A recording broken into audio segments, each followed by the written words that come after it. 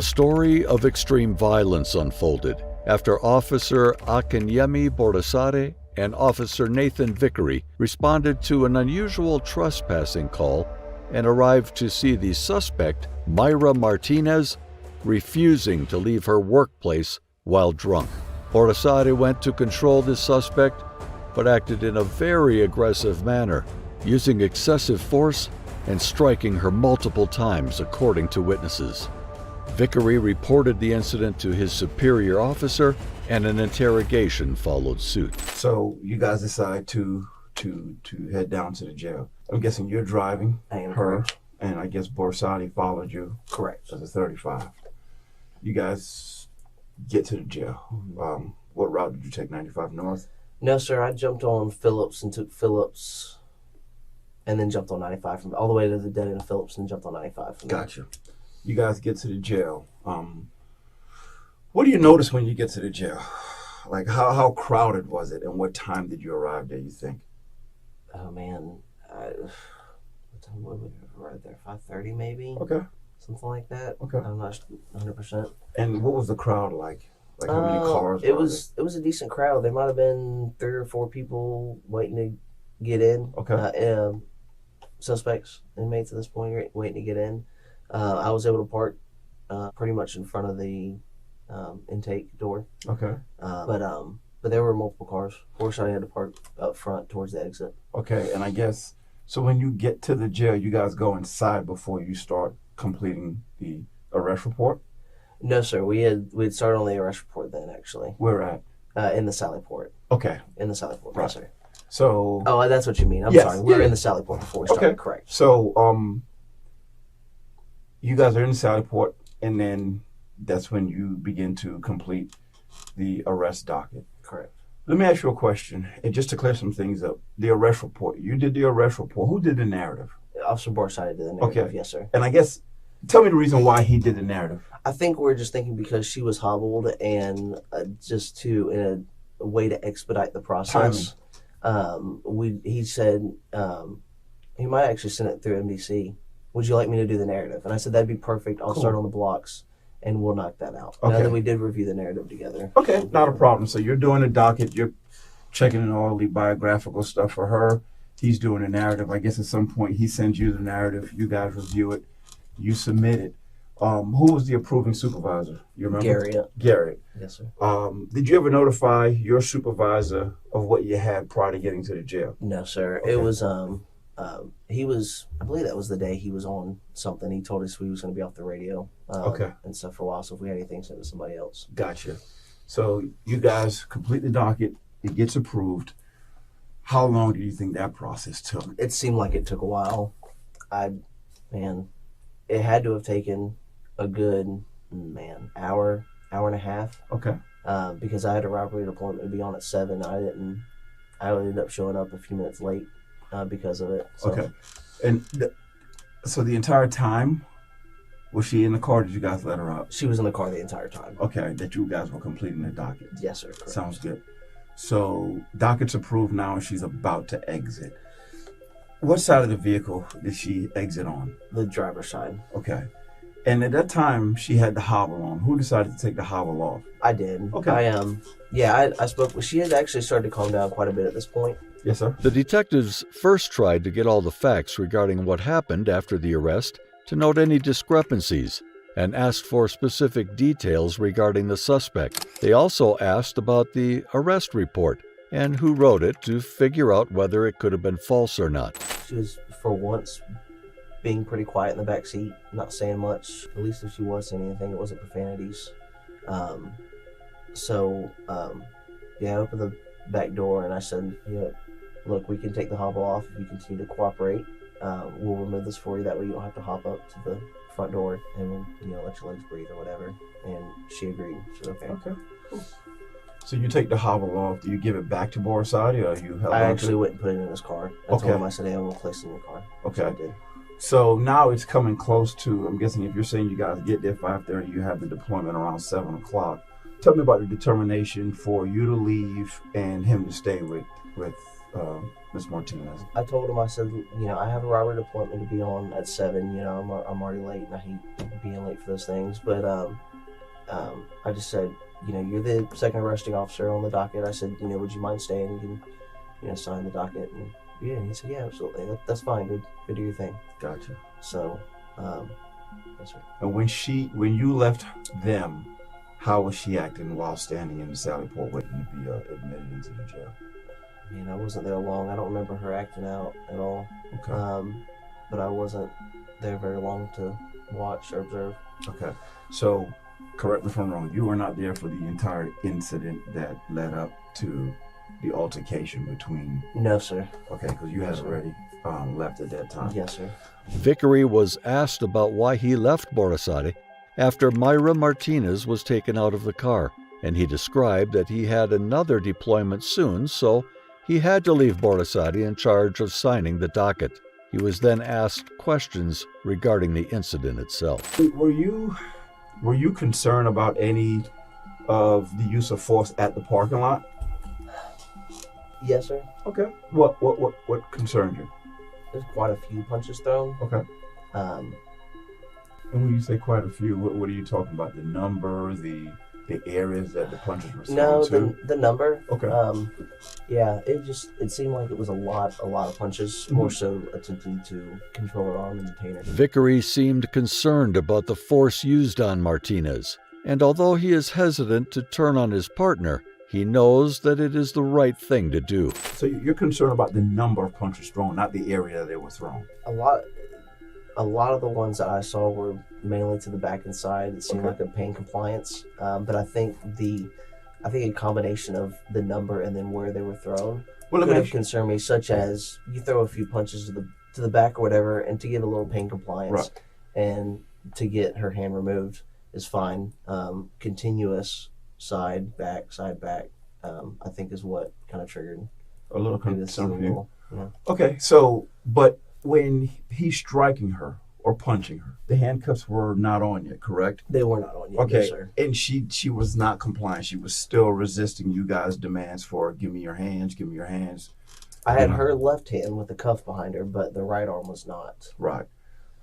So the strikes was probably to get her to, I guess, take her hand from in front of her to surrender to you guys' instructions. Yes, sir. Okay. And you said it was in the back and in the side. Yes, okay. sir. Did you tell someone about the strikes? I called Sergeant Weeks. Okay. About the time I went into the robbery deployment. Yes, sir. I just called him real quick, just a quick concern. Okay. And a heads up. He made it known that the number of punches thrown was more than necessary, and though he could not get a clear view, he also said that punching the suspect on the side was excessive. Although the suspect did not have handcuffs on at the moment, 1 or 2 punches were enough to make the suspect comply. He also told the detectives who he talked to about the incident as a heads up. The parking lot of Scores, did the actions of you guys begin to create a crowd, or? No, sir. I don't remember a crowd at all. I remember a white truck pulling up right about the time we took her down, and then I remember him still there actually when I told you that time that we got her detained, and I just kind of took that breather. Yes, sir. And I remember him still there at that time, but there was I don't remember anybody outside, but I was so focused on her trying to get her detained, but even after the fact, I don't remember anybody outside. Okay, and you are aware of the video that came out yesterday inside the Sally Port? Yes, sir. Let me ask you, were you aware about the other video of the parking lot? Did somebody call you this morning and let you know? I was called about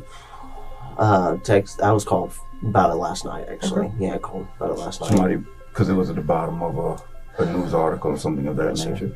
Who notified you of it?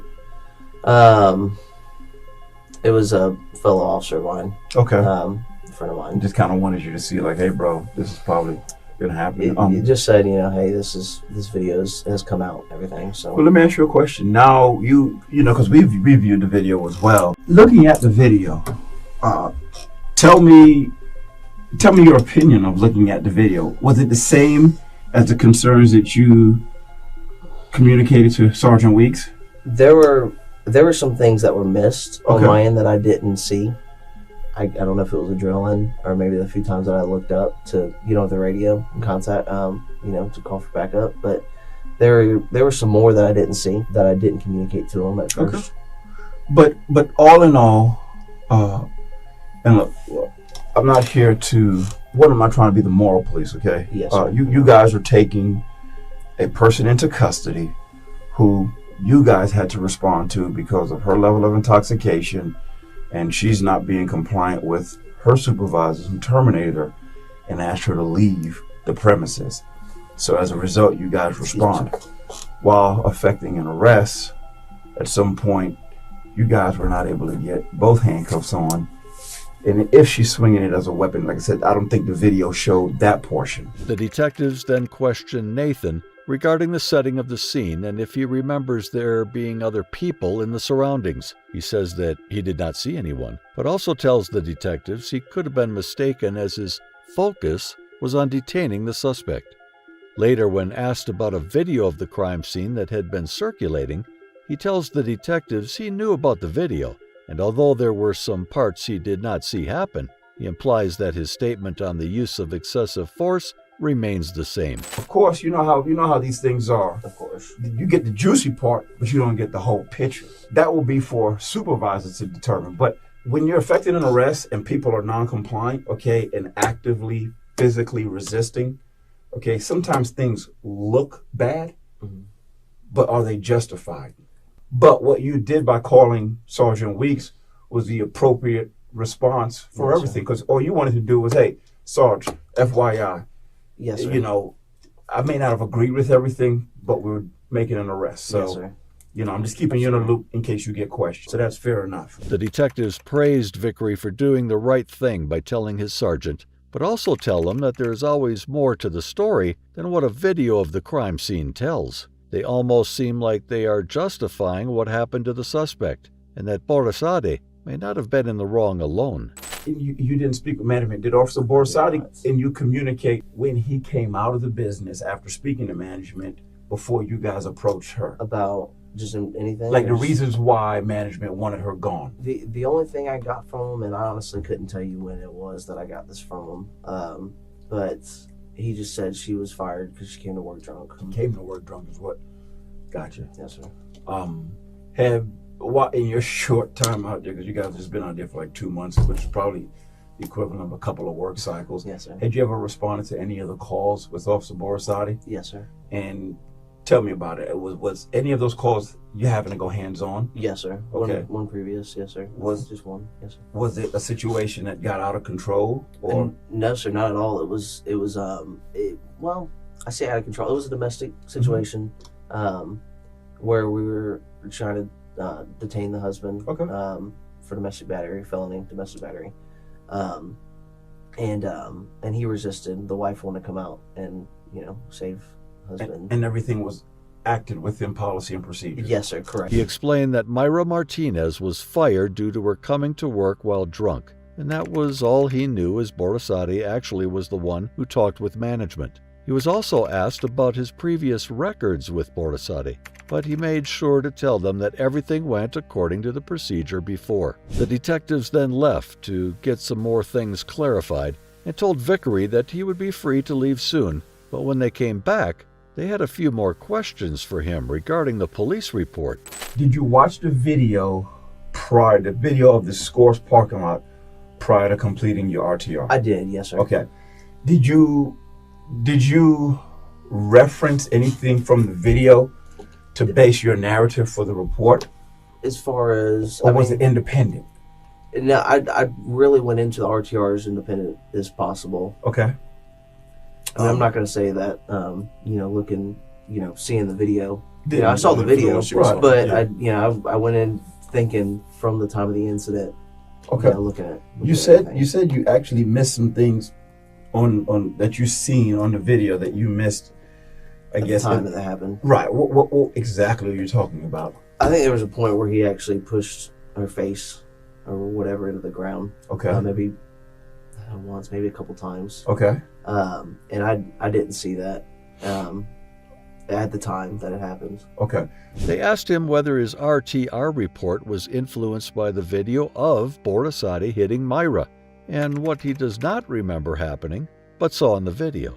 He simply replied that his report was written on his recollection of the events, and he did not see Borisade push Mayra's face on the ground, as the video showed. What was the reason why you think he would have done that? Man, I wish I could tell you. Okay. I really do. I don't know. How many fights have you been in your life? Physical fights? Oh, man. I haven't been in any off-duty or any outside of the course of the job. Okay. And during the course of the job with corrections in here, 5, 6, maybe. So, and all the fights you've had, are you starting now to notice the tunnel vision you get?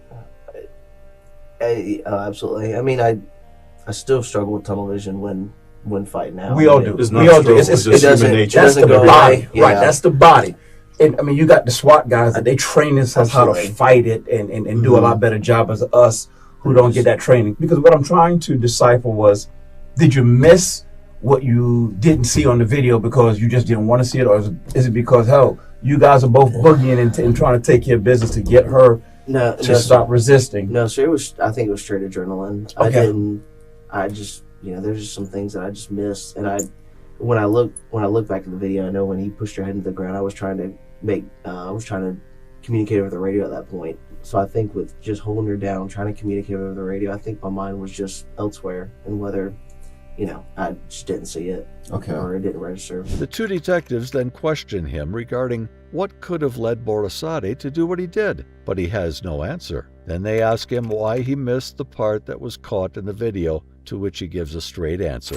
It was tough to watch. Yeah. Even being a buddy of mine. Okay. Do you agree, disagree, or? Disagree. Okay. Mm-hmm.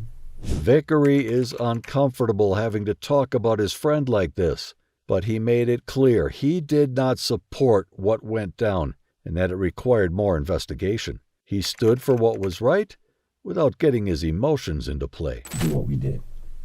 Okay. So first things first, don't you ever second guess yourself on this job, because that'll get you killed. Mm-hmm. Okay. We can do all this Monday morning quarterbacking that we want to do, and the outside world can do the same thing, but they don't have the balls to sign up to do what we did. All right. So you guys stand up for that and understand something. When you get into these kind of situations, it can turn very ugly very fast. And I guess in your training is why they tell you, let's get this crap over as fast as possible. The detectives sympathize with Vickery in an attempt to let his guard down. This way they could tell if Vickery did not stop Borisade because he agreed with him or because of some other reason. Tell me what you didn't see on that dash cam. I did not see. Yeah. Before her fighting us before. Absolutely. The reason why we took her to the ground. Correct. Do you see her flailing the handcuff to strike you guys? You're not going to see that because, yet again, vantage point, and yet again, it's when somebody decided to start filming it. So that's what we do. Okay, we'll sit here and be the Monday morning quarterback, but I don't ever want you or any of the officers out there working doing anything excessive. But at the same time, you guys got to handle business, okay? Because if not, you'll end up getting hurt. Okay, and you got to remember that. That's not what's being seen. And the head slamming, you might not agree with it, because when we start looking back at it and now we get to see it in a different light while you're calm, there's no tunnel vision. Hey, I can't tell you why he did what he did, okay? But I would tell you, when you're in a fight, Things happen. things Absolutely. happen. The detectives then ask him what the dashcam video that was circulating did not include. And the obvious answer to that is everything that went down before the incident. This includes the aggressive behavior of Mayra, and the detectives tell Vickery that in fights, people do not know what is happening, and Borisade may have made an impulse decision. Hands up. Remember? Oh, yeah, that was afterwards, and I was trying to transport her to the car. Okay. Just kind of, yes, sir. So when she kicks you, what happens then? Kicks. I think at that point I just really tried pulling her to the car. I think it was just, get her in the car and get her secure. Did you notice Officer Borisade slamming her head in the car? No, I didn't notice any of that. I remember grabbing her and pulling her to the car. Okay. And putting her in. I don't remember. I honestly don't remember. No, sir. So you told me earlier in the interview there was a time that she tried to back kick you, or mule kick you. When we stood her up, yes. Right. Sir. And then there was one that she did kick you, and she possibly contacted you. I'm not sure where we're getting to them at. I mean, I know she was kicking when we were originally trying to get her handcuffs, and she was originally stood up before she was on the ground. Okay. I know she was kicking. And then she mule kicked when I had her stood up in handcuffs and was about to take her to the car. Okay. I remember by video that making contact, but I think that was strictly from video. I don't remember anything. They then discuss what Vickery did after Mayra was handcuffed and what he remembers or not from the video. He again answers, but also mentions that he does not remember every detail correctly that the footage showed, including Mayra kicking Vickery. He says that he does not remember the kick making contact or feeling anything during the altercation. Vickery not including the kick in his report, even after knowing that it occurred, is another thing that points towards him being truthful, as he would have gladly put it in the report if he wanted to sweep the incident under the rug. Like I said, we don't see a whole bunch of the fighting before y'all go to the ground. We don't see her flailing and swinging with one handcuff on and you trying to wrestle her to get another hand. We don't see all of that. So, sometimes it's a small picture of an actual big story. The detectives justify why they are asking questions and also make sure they tell Vickery that forgetting parts of the event that happened is something that happens in high adrenaline situations such as this. The detectives then leave and come back with one final question. When you watch the video from the dash cam that you saw from the scores, and you said you noticed him slam her head or push her head into the ground, was there any reason you didn't document that as a part of the RTR narrative? Because from the video, it's, I'm getting up and getting on the radio. Like I told you before, I was trying to document as much as possible of what I kind of got from the incident, from the time that happened. And I'm sure the video played a role in kind of what refreshed my memory. Okay. But because of the way I was on the radio and looking up, and I don't think that refreshed my memory. I think that was something that I strictly got from the video. Vickery reiterates here that he did not want to include things from the video that he does not actually remember clearly, and Borisade slamming the suspect's head on the ground is something he only remembers from the video, as he was on the radio at that time. Officer Borisade was fired shortly after and pled guilty to a simple battery charge, while Mayra pled guilty to resisting arrest. Vickery could have come out as someone trying to protect himself here, but instead, he acted truthfully, talking about what he remembered and what he simply forgot. It reminds us that there are good cops out there as well, but the hoops they have to jump through are not to be taken lightly. If you want to watch more interrogation videos, consider subscribing to the channel, as I try my best to put out videos like this as often as possible. Cheers!